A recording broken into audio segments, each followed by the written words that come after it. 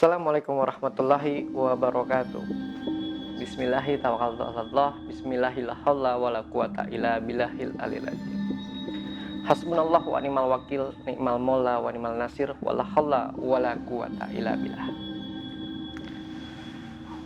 Gimana puasanya hari ini, sahabat? Semoga masih dalam kategori kuat. Karena yang gak kuat itu, yang belum boleh dianjurkan adalah anak-anak kecil yang belum balik. Jadi nggak ada cerita buat kalian yang sudah dewasa untuk tidak berpuasa. Nah, kali ini saya akan membahas beberapa pertanyaan seputar apakah di bulan puasa ini tidak ada jin, dan apakah jin pada saat bulan puasa ini dibelenggu? Sahabat yang mulia, jin pada dasarnya diberikan tangguhan oleh Allah untuk selalu dan senantiasa menggoda umat manusia. Dan ada beberapa jenis setan yang dibelenggu pada bulan Ramadan. Kita akan membahas tentang 10 jenis setan yang dibelenggu oleh Allah pada saat bulan puasa. Nanti kita akan membahas jenis dan beberapa karakter dari jin yang memang berkeliaran pada saat bulan puasa atau hari lain. Diriwayatkan oleh Al-Bukhari nomor 189, Muslim nomor 1079. Dari Abu Hurairah radhiyallahu anhu, sesungguhnya Rasulullah Shallallahu alaihi wasallam bersabda, apabila bulan Ramadan tiba, pintu-pintu surga dibuka, pintu-pintu neraka ditutup, dan setan-setan dibelenggu. Kalau kita cermati dari kutipan hadis tersebut, kita tidak bisa membantah atau terbantahkan, karena memang ada jin dari golongan setan yang dibelenggu setiap bulan Ramadan. Nah, para alim ulama pun ada yang berbeda pendapat mengenai makna dibelenggu. Kalau kita mencermati kata belenggu berarti di penjara atau dikurung. Nah, setan-setan pada bulan Ramadan menjadi beberapa pendapat. Karena beberapa alim ulama memiliki asumsi yang berbeda-beda. Namun asumsi tersebut bukan hanya sekedar asumsi, tetapi dimiliki oleh kearifan dan kemampuan dalam agama yang mereka anut, terutama Islam.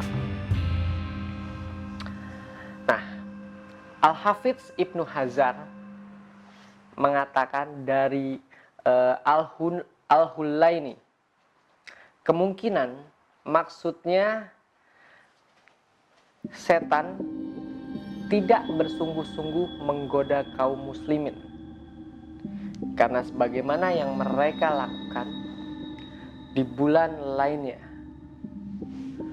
karena kesibukan manusia beribadah, atau yang dimaksud para setan yang dibelenggu adalah sebagian dari mereka, yaitu dari jenis pembangkang. Di antara mereka atau yang dimaksud Dibelenggu adalah dibelenggu dengan puasa yang berfungsi menekan dorongan syahwat atau dengan bacaan Al-Quran dan zikir. Nah, yang lainnya pun selain Al-Hulaini berkata, maksud dibelenggu adalah diikat dengan rantai. Seperti tadi saya sampaikan, belenggu, dipenjara, dikurung, agar tidak mengganggu kaum muslimin yang sedang melaksanakan ibadah puasa. Tapi Iyad berkata, ada kemungkinan maknanya sesuai zahir dan hakikatnya, yaitu sebagai tanda bagi para malaikat atau masuknya bulan Ramadan, agar mereka mengagungkan kesuciannya dan melarang para setan mengganggu kaum beriman. Nah, kemungkinan juga maknanya sebagai simbol banyaknya pahala dan pengampunan dan berkurangnya gangguan setan, sehingga seakan-akan mereka dibelenggu. Nah, dia berkata yang menguatkan kemungkinan kedua ini adalah ungkapan dalam riwayat Yunus dari Ibnu Syihab dalam riwayat Muslim, yaitu ungkapan, nah, pintu-pintu rahmat dibuka. Dia juga berkata bahwa makna dibelenggunya setan adalah simbol dilemahkannya setan. Nah, dilemahkannya setan untuk apa? Agar setan tersebut tidak mengganggu dan menghias syahwat manusia. Karena simbol dilemahkannya setan dalam menggoda dan menghias syahwat.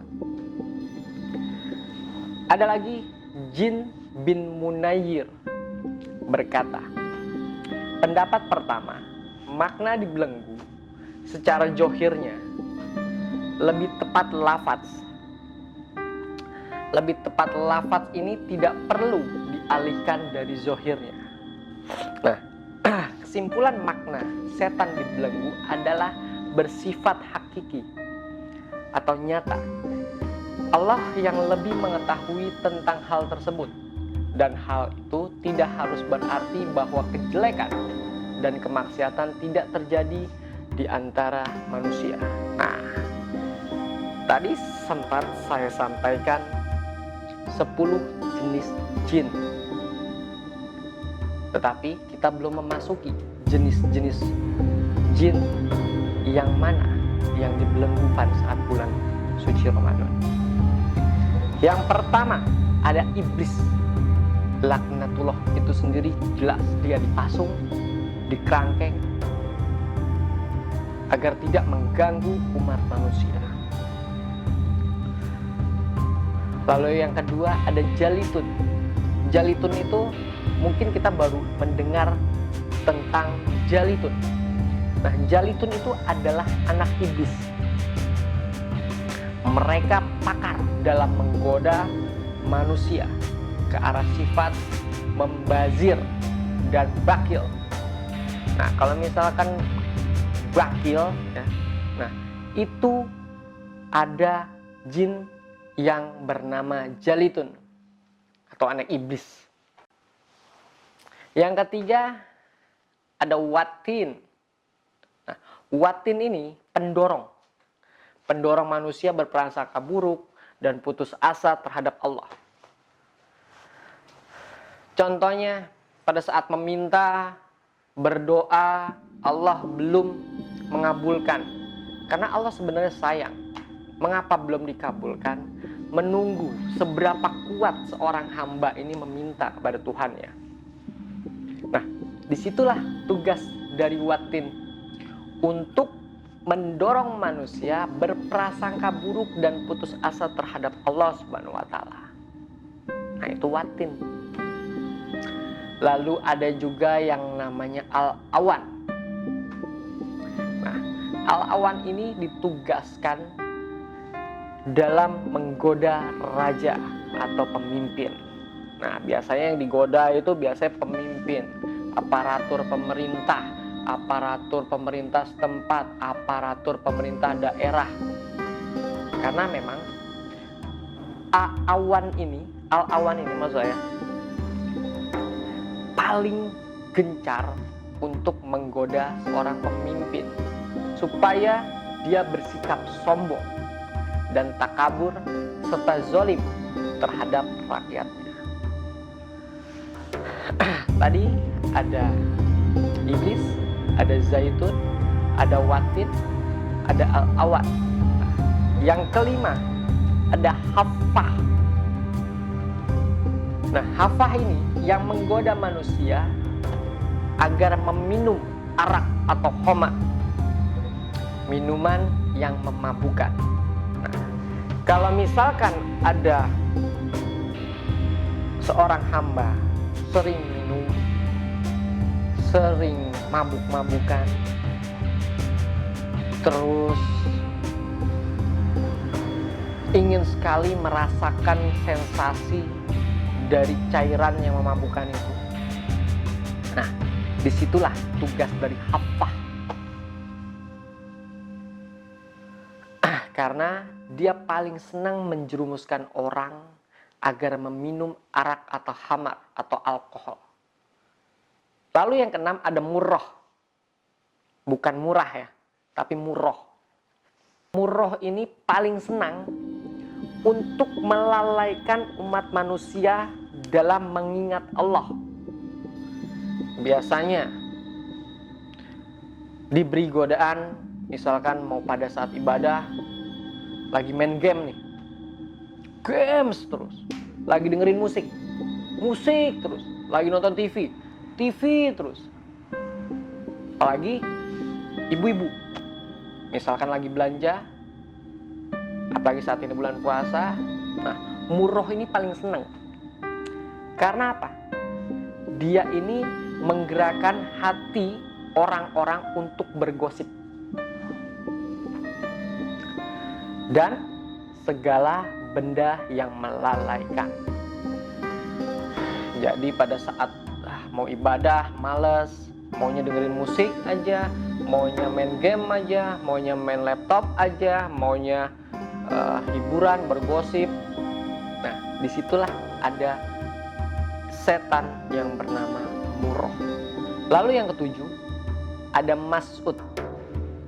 Nah, mas'ud ini yang suka membinasakan manusia melalui kata-kata fitnah, gosip, umpatan, dan apa saja yang keluar dari lidah dan mulut manusia.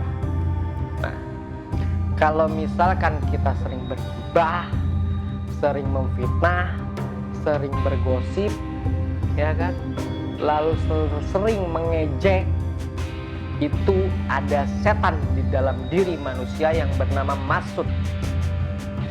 Karena setan itu ada di sekitar mulut manusia.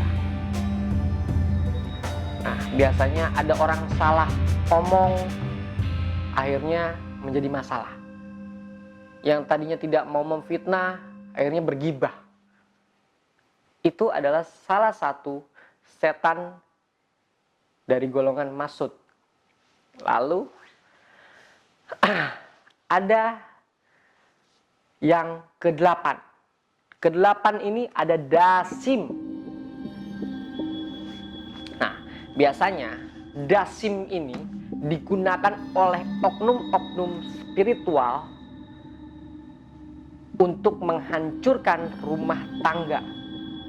Atau tidak usah kita berbicara ke spiritual, tetapi dasim ini paling suka merusak rumah tangga manusia dan menggoda ke arah zina dan maksiat. Nah, Allah memang menciptakan mata untuk melihat seluruh keindahan yang ada di muka bumi ini. Namun dasim ini memanfaatkan penglihatan manusia agar melibatkan hawa nafsunya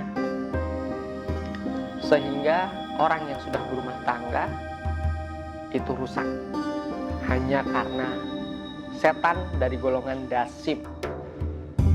Nah, biasanya dasim ini juga sering digunakan oleh oknum-oknum spiritual yang ahli dalam bidang sihir, teluh, tenung, dan santet. Karena dasim itu biasanya bersahabat dengan oknum tersebut. Nah, lalu yang kesembilan itu ada walahan. Nah, walahan di sini yang sering memanfaatkan untuk menimbulkan rasa was-was, rasa cemas, terus kalut, galau, gabut, ya kan? Nah, walahan inilah yang sering memanfaatkan manusia untuk menjadi was-was. Khususnya, misalkan kita lagi wudhu nih. Wudhu, walaupun baik, misalkan gini, ada yang ngantri, ya kan? Terus tiba-tiba yang di depan kita selesai dalam berwudhu. Terus kita justru malah mempersilahkan orang lain. Nah, di situ ada setan yang bernama walahan. Mungkin kita berpikir kita baik mempersilahkan orang lain untuk wudhu terlebih dahulu. Tetapi ingat, untuk urusan ibadah jangan pernah ditunda. Karena syarat untuk orang bisa melakukan sholat dengan berwudu terlebih dahulu.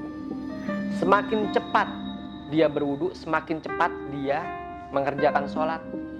Dan semakin cepat dia menerima panggilan Allah atau panggilan azan. Jadi paham di sini ya. Nah, untuk walahan sendiri senang dengan orang yang sedang sholat, mengganggu, sehingga aktivitas ibadahnya itu menjadi berkurang karena walahan tersebut. Akhirnya sholatnya buru-buru, tidak memakai zikir, tidak memberikan puji-pujian, walaupun Allah tidak meminta untuk dipuji karena Allah sudah maha besar. Nah, disitulah walahan mengambil alih pada saat kita sedang melakukan ibadah, mau beramal, maunya disorot. Agar apa?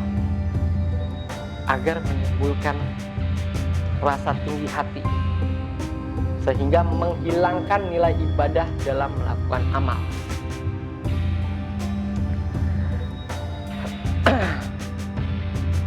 Lalu yang ke-10, yang terakhir itu ada lakus.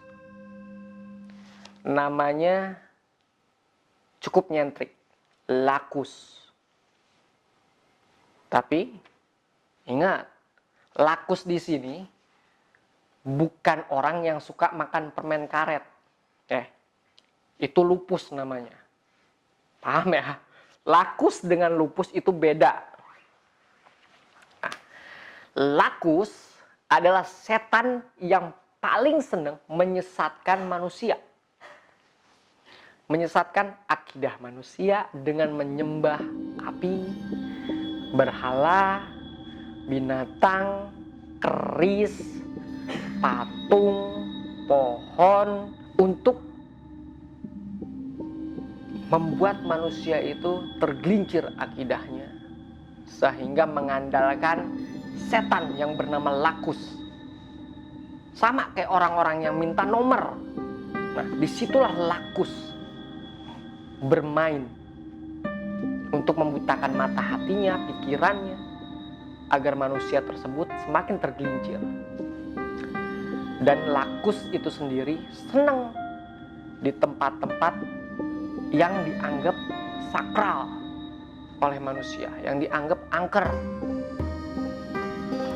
Karena di situ banyak orang-orang yang menaruh sesembahan bukan bentuk rasa terima kasih kepada Tuhan, tetapi membuat sesaji untuk meminta selain Tuhan. Nah, disitulah lakus membuat kita merasa ingin berhadapan dengan fata morgana dari duniawi. Nah, itulah 10 jenis setan yang dirantai di bulan puasa dan dicampakkan ke dalam lubang yang paling dalam, gelap, dan di lautan. Nah, mereka itu ibaratkan raja iblis berdarah tulen dan mempunyai kedudukan hierarki tertinggi dalam sistem pemerintahan iblis. Itu yang harus kita waspadai, itu yang harus kita ketahui. Jadi kalau misalkan kita kadang suka malas sholat, berarti kita tahu tuh setan dari golongan mana. Kita suka menggibah orang, kita suka memfitnah orang, kita suka mencela orang. Kita tahu tuh setan dari golongan mana. Mereka diberi umur yang sangat panjang. Dan di bawah mereka ada banyak tentara jin dan setan yang bertugas untuk menyesatkan manusia. Nah, bila mereka dirantai, anak buahnya masih bisa bebas di bulan puasa, tetapi hilang arah. Dan tujuan seketika karena tidak ada ketuanya. Jadi jin setan itu hampir sama dengan manusia, tidak jauh beda. Mereka punya pemimpin. Mereka pun juga sama. Ada yang beribadah, ada yang tidak. Makanya mereka dikurung di dalam lautan yang sangat gelap dan dalam. Wallahu alam bissawab. Nah, itu tadi 10 jenis atau 10 golongan jin yang dibelenggu oleh Allah Subhanahu wa taala pada setiap bulan Ramadan. Tapi ingat, mereka juga punya kroco-kroco atau bala tentara dari golongan setan dan golongan jin, sehingga mereka juga masih bisa mengganggu umat manusia. Yang penting kita sebagai umat manusia jangan pernah lepas dari ikhtiar kita kepada Allah Subhanahu wa taala, tawakal kita kepada Allah Subhanahu wa taala. Mungkin pelajaran ini bisa kita ambil semuanya. Yang baik-baik kita ambil, yang buruk kita tinggalkan. Saya hanya manusia biasa yang selalu belajar dari kesalahan dan dosa yang kita perbuat. Sadar atau tidak sadar, kita pasti masih suka menzolimi orang lain. Di bulan yang baik ini, di bulan yang penuh rahmat ini, mari tutup, kita buka lembaran baru untuk mencapai kesuksesan yang hakiki dalam beribadah, meninggalkan kebiasaan yang buruk, dan melanjutkan kegiatan-kegiatan positif yang disenangi oleh Allah Subhanahu wa taala. Usikum binafsi taqallah. Wassalamualaikum warahmatullahi wabarakatuh.